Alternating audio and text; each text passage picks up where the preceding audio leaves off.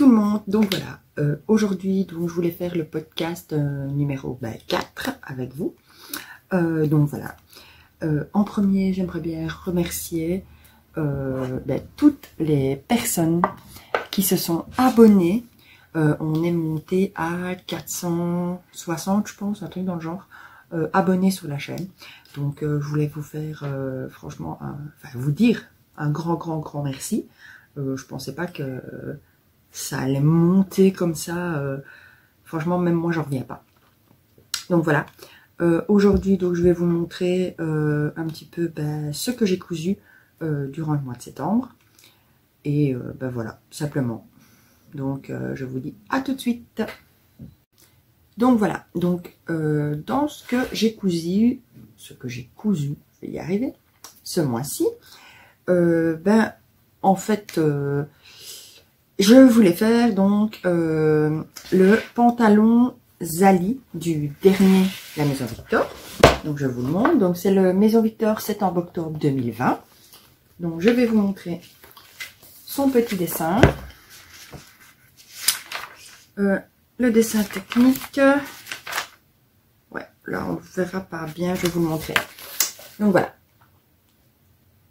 Donc c'est un genre, comme ils disent, pantalon cargo comme ça, mais en même temps qui fait un peu classique.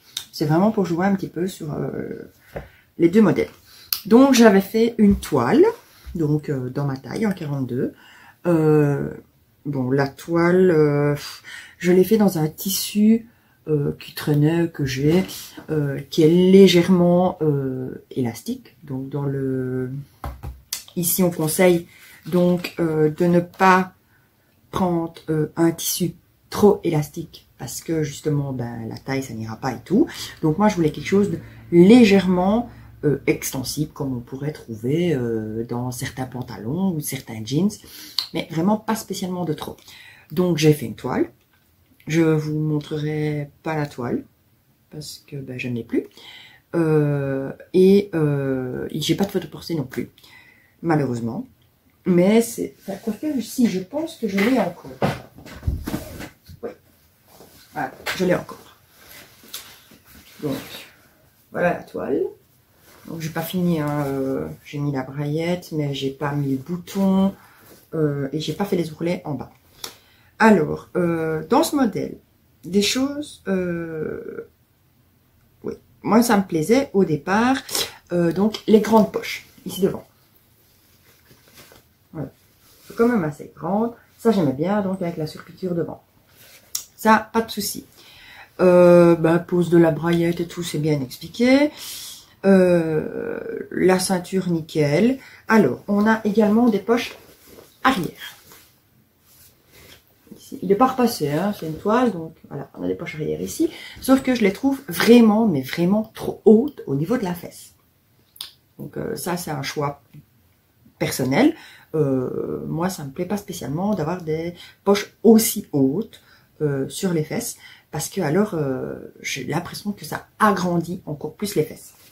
Alors on a également les poches qui viennent se mettre sur le côté de la jambe, hein, vraiment comme les pantalons cargo. Donc voilà, j'avais vraiment fait tout, hein, avec le revers et tout, la toile était nickel, vraiment, à part la pose du bouton et les ourlets qui n'ont pas été faits, ils sont piqués juste en épingle. Mais voilà, étant donné que je vais pas le porter, ouais, voilà. Déjà, oui, le tissu, c'est pour faire une toile, donc c'est pas un tissu peut-être pour l'été, hein. Mais franchement, porter, moi quand je l'ai essayé, en fait, ça fait vraiment pas beau. Moi, je l'ai testé comme ça et j'ai vraiment, mais vraiment pas aimé. Donc, la toile a été faite. C'était début septembre, je pense. Voilà. Mais le rendu, quand on voit les modèles dans le livre, je vais essayer de vous trouver une belle page. Voilà. Par exemple, je ne sais pas si on voit super bien. Je vous rapproche un peu. Voilà, plus un peu qui fait un peu plus soirée. Et ici, un peu plus portwear. Donc, voilà. Moi, je vais dire la toile n'a pas été très concluante. pour moi. Parce que, ben ouais, j'ai vraiment pas aimé ces poches sur le côté. Ça fait vraiment vêtement de travail. Voilà. Donc, mais bon, c'était une toile. Je voulais le tester parce que franchement, j'aimais bien le modèle. Maintenant, c'est sûr, il faut bien prendre son temps au niveau de la fermeture pour pas se tromper, tout ça, parce qu'il y a des explications. Il faut bien suivre. Mais voilà. C'est ce que je peux vous dire déjà sur ce modèle que j'avais fait. Alors, j'ai donc refait ce modèle. Je vais vous le montrer. Cette fois-ci, je l'ai fait en noir. Donc, toujours en taille 42. J'ai choisi un crêpe. Donc, qui est légèrement, hein, mais vraiment légèrement élastane, mais il n'y a vraiment pas besoin. Voilà. Alors, ben, que dire? J'ai pas mis les poches arrière. Je n'ai pas mis les poches côté. Et à la place du bouton, j'ai mis pression cam, simplement. Voilà. Donc, je vous montre. Voilà. Je vous montrerai également les photos portées. Voilà. Alors, on voit bien les poches. Ça, vraiment, c'est un truc. Je kiffe ces poches. Franchement, sur le pantalon, ça donne super bien. Voilà. Légèrement évasé sur tout le pantalon. Ça, c'est ce que j'aimais bien. Alors, je ne l'ai pas encore porté pour sortir, donc suivant le temps. Mais je pense que, ben voilà, si il fait pas spécialement froid, ça passe. Parce que ben, ça reste quand même du... C'est un crêpe, mais... C'est un crêpe qu'on pourrait utiliser dans les... Allez, je vais dire les... Ah, je retrouve plus mes mots. Genre les costumes pour hommes ou les tailleurs pour dames. C'est comme ça du moins qu'il est vendu. Donc voilà. Le seul truc que j'ai changé, ce sont les passants de la ceinture. Parce que logiquement, ils doivent revenir au-dessus et être cousus seulement après. Donc moi en fait, j'aimais pas du tout. J'avais fait ça sur la toile. Je trouvais pas ça joli, le passant qui revient vraiment au-dessus de la ceinture. Donc en fait, j'ai simplement pris le passant et à l'arrière, voilà, et j'ai juste fait une petite surpiqûre par-dessus, simplement. Maintenant, c'est que de la déco, le passant, ou alors, si vraiment il y a besoin, mettre une petite ceinture, mais il n'y a pas besoin. Il est vraiment nickel, il tombe vraiment super bien. Donc voilà. Je vais vous mettre directement les photos portées avec les détails. Donc ça, c'était donc le pantalon Zali de la Maison Victor. C'est en octobre 2020.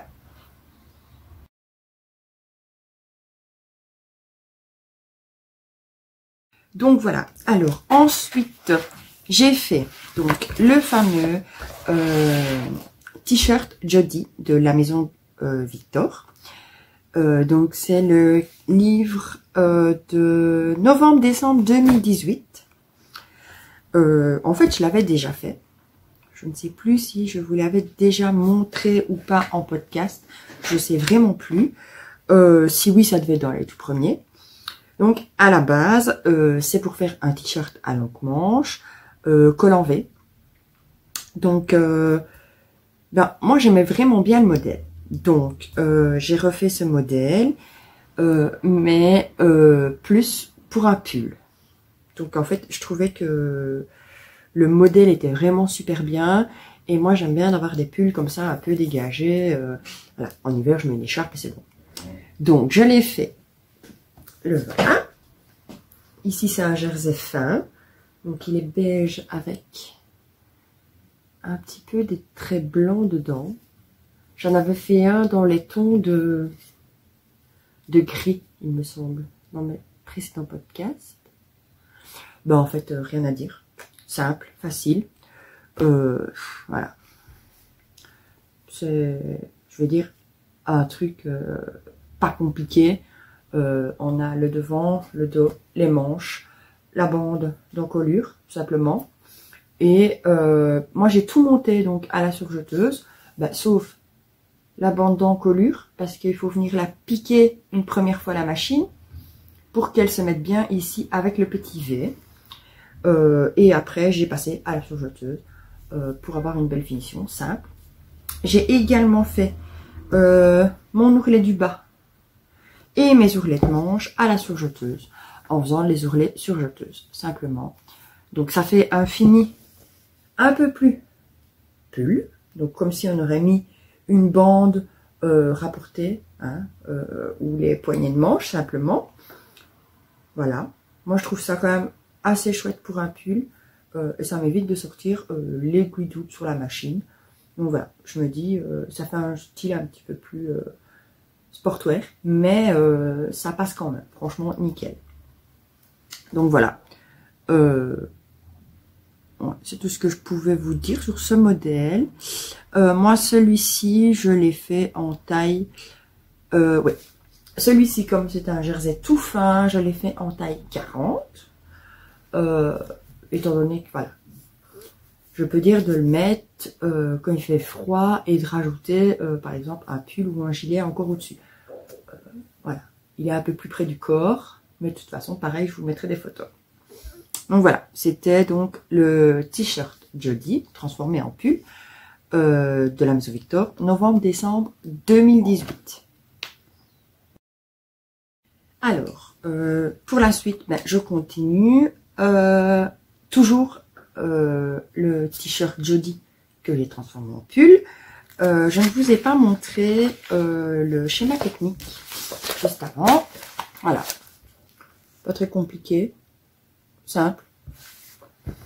Alors, donc j'en ai refait un autre. Celui-ci, je l'ai fait en taille 42 parce que j'ai pris un tissu plus épais. Et celui-ci fait vraiment pull. Donc voilà, je vais dire pour être plus à l'aise, si on met quelque chose en dessous, simplement un col roulé, enfin une blouse avec col roulé ou un t-shirt un peu plus épais pour l'hiver, c'est le top. Donc si vous avez regardé mon haul Dressenstoffen, le premier que j'ai fait, oui c'était le premier, vous allez remarquer que ben, ce sont les tissus que j'ai utilisés cette fois-ci. Donc voilà, je vous montre. Donc c'est le fameux tissu tigre. Il est franchement, il est hyper agréable. Il tient chaud. Franchement, je l'ai déjà mis plusieurs fois. Il tient vraiment bien chaud. Donc voilà, pareil que le précédent. On voit le col en V ici. Voilà. J'ai essayé de faire des raccords. Enfin non, je vais pas essayer, mais je m'étais dit on verra bien. Ça va quand même. Hein, c'est pas le top. Mais ça va. De toute façon, quand on voit les vêtements du commerce de maintenant, eux, ils ont même plus aucun raccord. Alors quand on voit les trucs à carreaux, on laisse tomber parce qu'alors là, les raccords, il y en a même plus sur les côtés et tout. C'est vraiment pas beau. Ici, comme c'était un pull, j'ai pas essayé de faire des raccords. J'avais commandé donc 1,50 m de ce tissu-là et j'ai utilisé 1,50 m. Donc voilà. Je n'avais pas regardé pour les raccords. Je suis très contente parce que le tissu ne bouloche pas. Franchement, hyper agréable à porter. Pareil, tout monté à la surjeteuse, sauf cette petite bande d'encolure que je suis venue reprendre à la surjeteuse après. Et pareil, j'ai fait les ourlets à la surjeteuse. Je sais pas si... Ah voilà, on le voit comme ça. Voilà, simplement. Et en fait, voilà. Pour un pull, je trouve franchement que ces ourlets à la surjeteuse, ça passe super bien. Donc, voilà. Pareil, photo portée juste après, comme d'habitude. Mais franchement, il est top nickel. Voilà, on le voit bien. Donc, voilà. Donc, on continue. Ensuite, qu'est-ce que j'ai fait? Donc, le pull Mirle de la Maison Victor. Donc, c'est le dernier, le septembre-octobre 2020. Donc, c'est un patron ici dans le livre. Je vous montre le schéma technique. Voilà. Alors, celui-ci, il va aussi bien pour les femmes que pour les hommes. Donc, c'est ça que j'ai super bien aimé dans ce magazine. Parce qu'en fait, ben voilà, on peut très bien faire le pull pour nous. Et si on a des grands enfants, ben, on peut leur faire. Ou à notre chérie, pareil. Comme ça, tout le monde peut avoir son pull. Alors, ce que j'ai bien aimé aussi, c'est ce col roulé, qui n'est pas serrant. Donc, c'est un col, en fait, qui est vraiment large. Et moi, j'aime pas d'avoir un truc qui vient vraiment me serrer au niveau du cou. Ça me dérange. Que là, pas du tout. Il est vraiment bien large. Donc, je l'ai fait, celui-ci que je vais vous montrer, dans un sweat noir, donc de chez Dries & Stoffen. Si vous avez vu mon haul, il est dedans. Je l'ai fait donc en taille XXS pour mon chéri. Et j'ai tout fait à la surjeteuse. Voilà. Hop. Là, on voit bien le col. Voilà. Ici, il est plié en double. Donc, soit vous le pliez, soit simplement on vient le placer. Et on fait un espèce de... On essaie de faire un col qui fasse quelque chose de joli. Donc, manche raglant. Très facile, manche raglant, rien à redire. C'est ce qu'il y a de plus simple, je pense, dans les manches. Voilà. Avec les poignées de manche. Et le bas, pareil. Donc, pas grand chose à redire sur ce pull. Franchement, top nickel. Voilà. Il n'y aura pas de photo portée pour celui-ci, malheureusement. Mais je vous ai mis quand même une photo où il est sur cintre pour qu'on le voie bien. Donc voilà. J'espère que ça ira pour les photos. Mais voilà. Porter, c'était pas possible. Donc, je vous montre la suite. Qu'est-ce que j'ai fait ensuite? Alors, j'avais pris chez Dries & Stoffen un scuba crêpe, couleur bordeaux. Alors franchement, j'en ai encore et je crois que je vais me refaire la même chose. Peut-être pas la même, mais plus ou moins dans le même style. Donc c'est la jupe demi-cercle. Alors là, elle paraît pas bordeaux. Je vais essayer en allumant justement pour... Ouais, elle garde... Ouais, là, on voit plus ou moins la couleur. Ouais. Elle est un peu plus foncée que ce que vous voyez à l'écran. Voilà. Donc, je rééteins la lampe, parce que vous allez être ébloui. Voilà. Ouais, elle paraît un peu rouge. Mais non, c'est vraiment bien bordeaux. Hein. Vous ne tracassez pas. Voilà. Franchement, elle est super jolie. Je vous mettrai pareil une photo portée. Alors, ben, c'est simplement une jupe demi-cercle. Pour le patron, en fait, j'ai simplement regardé un petit peu par rapport aux mesures sur internet. Parce que j'avais déjà fait une jupe cercle. Donc là, voilà, j'avais vraiment envie de faire une demi-cercle. Et sur mon précédent podcast, j'avais fait une demi-cercle sur... le haut Solaris de la Maison Victor, j'avais transformé donc en robe et j'avais mis une jupe demi-cercle. Donc j'avais la base de la demi-cercle et en fait j'ai juste à rajouter une ceinture que j'ai élastiquée simplement. Elle était déjà légèrement élastique. Hein, le tissu, voilà, je vous montre, il est quand même élastique comme c'est un scuba. Et moi, j'avais vraiment envie de mettre ce petit élastique en plus. Comme ça, voilà, je suis sûre que ça tient bien. Donc, bah, que dire? Que je l'adore. Hein. Elle est franchement magnifique portée. Pas beaucoup à faire dessus. Hein, parce que, ben, en fait, on a juste une couture dans le dos. Voilà. Et, ben, voilà, quand vous la coupez, franchement, sur le pli, c'est simple. Hop, voilà. Collé sur le pli, ben, on a la demi-cercle. Et après, on vient faire la ceinture, les raccords pour être sûr. Et en fait, ça tombe super bien. Franchement, c'est une jupe, on peut la faire dans plein de matières. Mais ici, ouais, le scuba comme ça en crêpe. Donc l'intérieur est exactement de la même couleur. Voilà. Et franchement, hyper agréable et tout à porter. Et ça, du scuba comme ça, je pense que je vais en recommander, vu comment ça tombe. Et le tissu, il tient chaud sans être trop épais. Donc voilà, je me dis, je peux très bien en recommander, que ce soit pour des jupes, des robes. Franchement, le tombé est vraiment magnifique. Donc, j'hésiterai pas à en recommander. Voilà, ça, c'était donc la jupe demi-cercle. Donc, ensuite, en fait, j'ai refait un pull Mirle, voilà, de la maison Victor. Donc, c'est le septembre-octobre 2020. Mais cette fois-ci, je l'ai fait pour moi. Donc, je l'ai fait en taille M.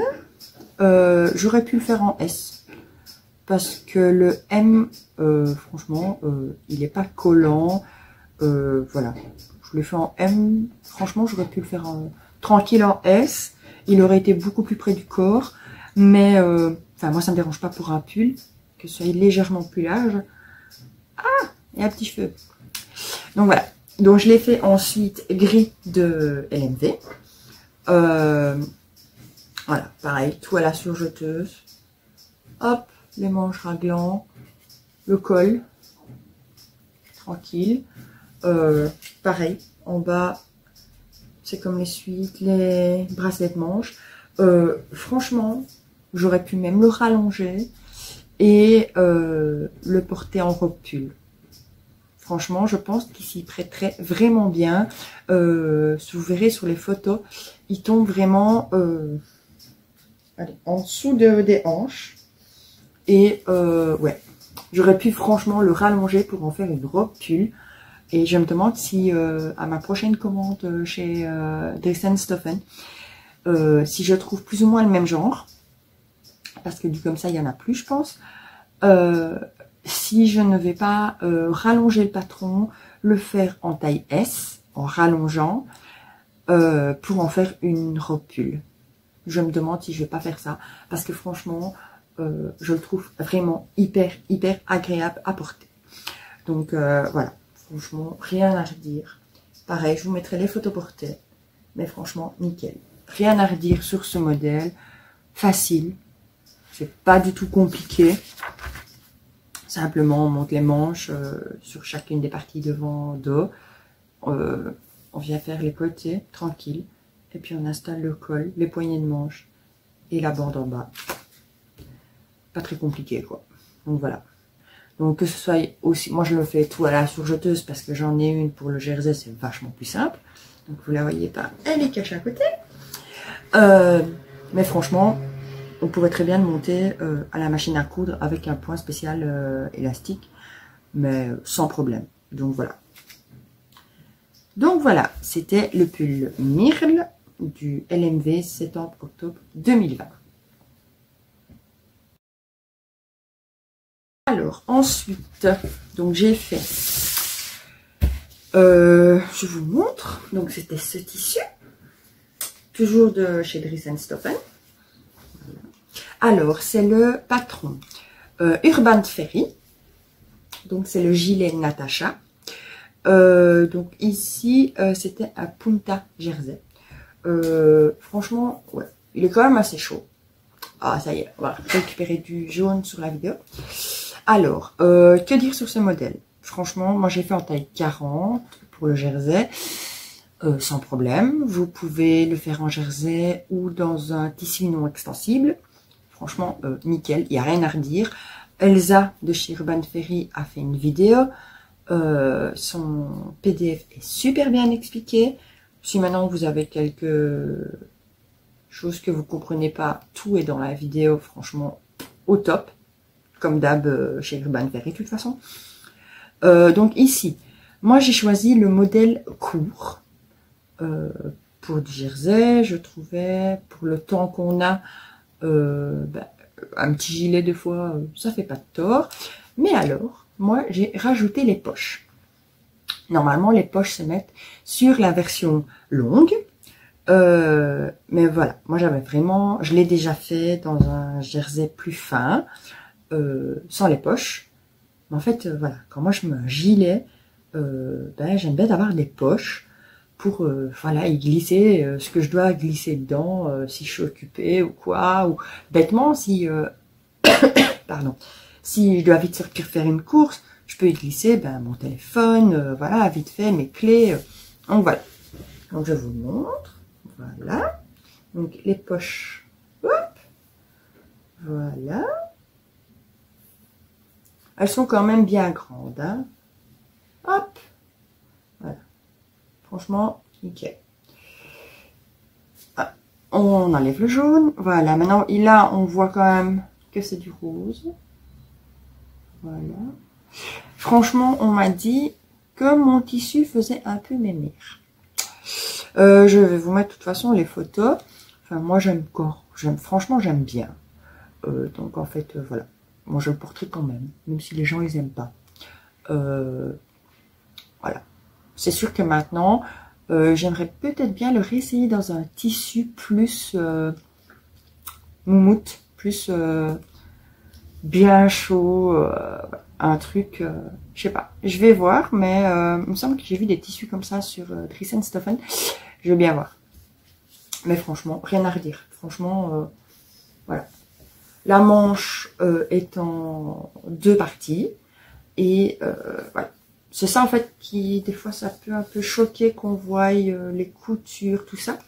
Mais franchement non, Elsa avait même rajouté un petit passepoil au niveau du haut de la manche, il me semble, dans sa vidéo. Et pour les poches, je crois, je ne sais plus. Ben franchement, voilà, nickel, rien à redire. Moi je l'aime bien, donc c'est ce qui compte. Donc voilà. Alors, la dernière chose que je vais vous montrer, que j'ai cousu, ben ici, je l'ai fini, il me semble que c'est hier. Ouais, il me semble que c'était hier. Alors, c'est le Sakura de chez Vini. Vini a des super beaux modèles. D'ailleurs, je dois encore faire le sac job, hein, que j'ai pas encore fait. J'ai le patron et tout, mais j'ai pas encore fait. Il y a tellement, en fait, on a tellement des patrons qu'à la fin, on ne sait même plus quoi faire. Mais voilà, je veux dire, on a tous les tissus, mais à un moment, on ne sait plus quoi faire. Donc, ben voilà. J'ai fait le patron. Étant donné que c'est que des rectangles, je n'ai pas sorti patron PDF. J'ai simplement tracé directement sur mes tissus. C'était plus simple. J'ai fait ça, ouais, un jour au soir. Et puis le lendemain, je l'ai cousu. Il m'a fallu, je pense, à tout casser 2 heures en faisant des pauses pour un truc ou l'autre à la maison. Ben voilà. Donc j'ai utilisé 2 cuirs différents. Donc ça se voit bien. Donc ici, un cuir texturé et un lisse au-dessus. Ben, franchement, rien à redire. Nickel. Pour l'intérieur, j'ai pris un coton, donc comme ceci. Voilà. On le voit. Ouais, on le voit bien, donc rose comme ça. J'avais envie d'une petite touche un peu colorée, étant donné que ma fermeture est rose. Donc j'ai pris une fermeture de mon stock. Voilà, moi j'aime bien les grosses fermetures comme ça sur les sacs. Je trouve que c'est beaucoup plus facile pour les ouvrir et les refermer. Donc elle est rose, on la voit un peu orange, mais elle est rose. Donc voilà. Donc à l'arrière, on a également une poche. Là, j'ai mis une fine fermeture noire pour qu'elle se ferme complètement. Voilà, on voit légèrement, c'est vraiment léger. Dépend comment le sac est mis. Voilà, hop. Pareil, la petite poche, toujours bien pratique. Et assez profonde quand même, franchement, on peut y glisser des choses. Pour l'intérieur, on a une poche zippée ici. Donc là, j'ai mis une fermeture rose de mon stock toute fine pour la poche. Et de l'autre côté, on a une poche plaquée. Hop, voilà. Ben franchement, il est nickel. La bandoulière, bon ici, je l'ai mise en petite, mais je peux l'agrandir sans problème. Pour donc soit à l'épaule, soit en bandoulière. Voilà, franchement, j'ai pas mis de thermocollant. Dans le PDF de Vini, elle ne demande pas de thermocollant pour celui-ci. Voilà, il se tient bien. Franchement, avec le cuir en extérieur, rien à redire. Je voulais pas qu'il soit vraiment hyper rigide parce que bon, bah, voilà, il aurait été vraiment que là, voilà, il se laisse un peu plus. Bon, ici, je vais dire, il n'y a pas grand chose dedans. Bon, ben non. Un portefeuille et des petits sacs. Mais voilà, moi je trouve qu'il se tient bien. Franchement, nickel. Rien à redire. Franchement, au top. Et franchement, le patron de Vini, ben voilà, comme beaucoup de modèles de Vini, sont super bien faits. Super bien expliqués. Franchement, on a toutes les images, toutes les explications. Et on n'a rien à redire. Donc voilà, c'était ouais, la dernière chose que je devais vous présenter. Je vérifie mon petit carnet. Oui, je vous ai tout montré pour le mois de septembre. Oui, voilà. Bon, j'ai fait quelques modèles.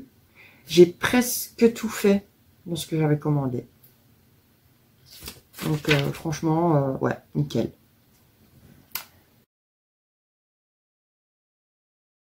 Donc ouais, j'ai presque fini les tissus que j'avais commandés chez Dries & Stephen. J'ai encore un Punta di Roma noir, mais celui-là, il a son patron. J'ai juste à aller chercher le bord-côte et la fermeture. Parce que je vais faire dans celui-là le Bombers Liberté des Bobines Patterns. Et alors, j'avais aussi un jersey polyester tout coloré dans mon haul Dries & Stephen. Celui-là qui est prévu aussi pour un patron Urban Ferry. Vu le temps qu'on a, j'ai le temps de faire la robe. Il fait vraiment très moche. Quoique qu'aujourd'hui on a un petit rayon de soleil, mais franchement le temps, il pleut, il vente. Le ciel là, il est tout noir de loin. Franchement, c'est pas très beau. Mais bon, je me dis j'ai encore un peu le temps pour la faire.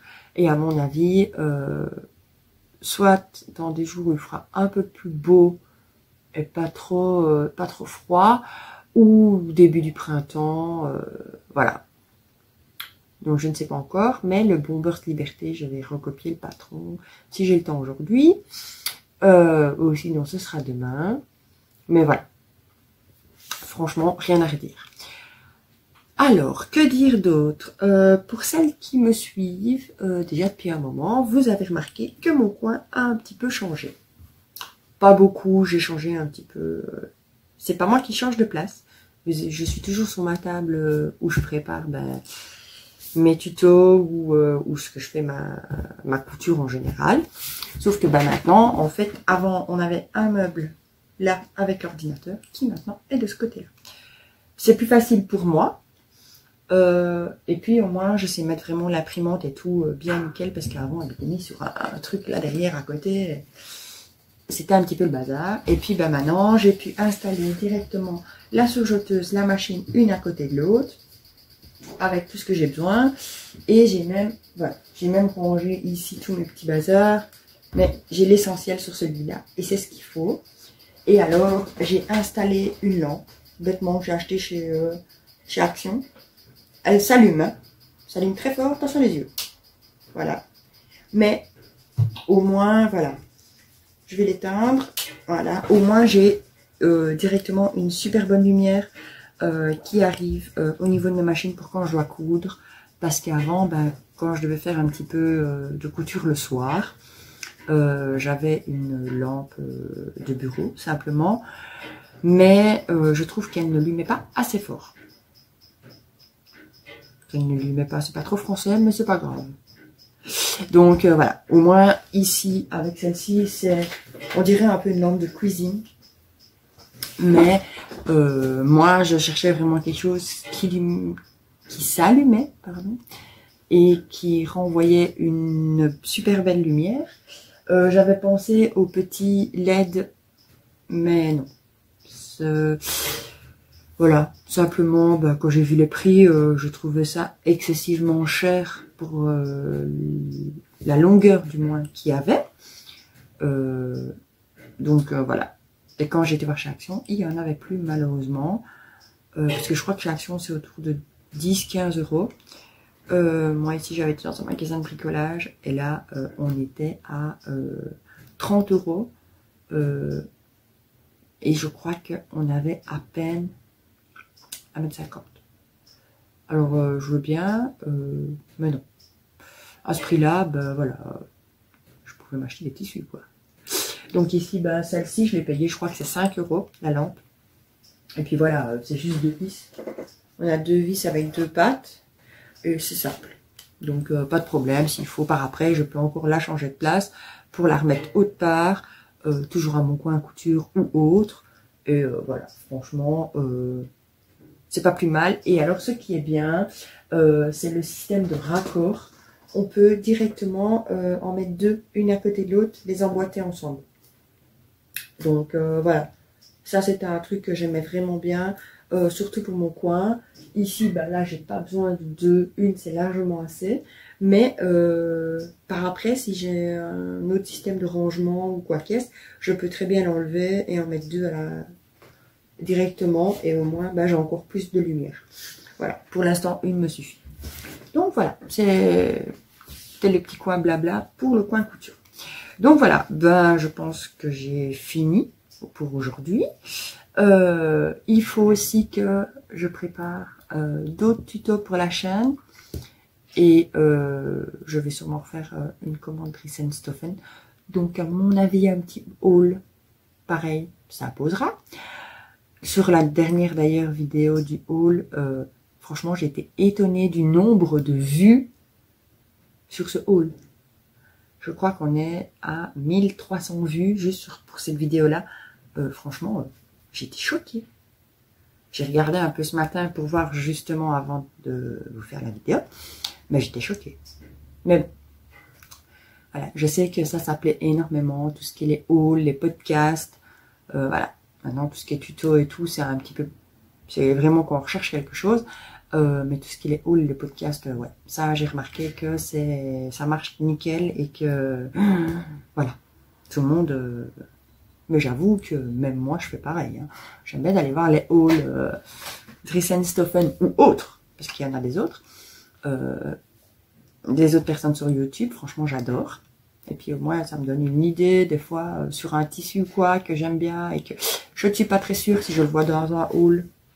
On voit le tomber et tout, donc c'est nickel. Et les podcasts, c'est pareil. Voilà, dès qu'on fait un peu de couture, je me tape un petit peu de podcast. Et voilà, on est parti, nickel, tranquille. Donc voilà, bah, j'ai fini pour aujourd'hui. Donc on se dépêche de faire vite le montage. Je vous poste tout ça. Et voilà. Donc moi, je vous dis encore un grand merci pour tous les abonnés.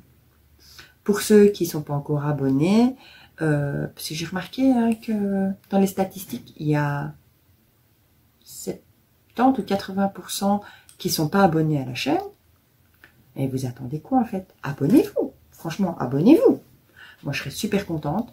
Franchement, voilà. Là, 460, franchement, je m'y attendais pas. Voilà. Puis ben maintenant, si ça monte encore, ben, tant mieux. Je vois que certaines vidéos plaisent. Donc moi, ça me fait vraiment un grand plaisir. Parce que franchement, je m'y mets à fond pour tout ce que je fais. Donc voilà. Donc, ben, abonnez-vous à la chaîne si ce n'est pas encore fait. Un petit commentaire sous la vidéo, ben, franchement, moi, j'adore. J'adore lire les commentaires, j'adore répondre. En général, je réponds dans la journée. Et ben, les pouces en l'air. Si vous avez aimé la vidéo, n'hésitez pas. Ça fait toujours plaisir. Et puis, ben, ça rentre dans les algorithmes de YouTube aussi. Plus il y a j'aime, plus la vidéo monte et plus elle est censée être vue. Bon, ça, j'ai pas vérifié, c'est ce que YouTube dit, voilà. Mais voilà, franchement, j'étais très contente de vous retrouver pour le podcast. Donc, maintenant, je vous souhaite une bonne journée et je vous dis à très très bientôt. Bisous!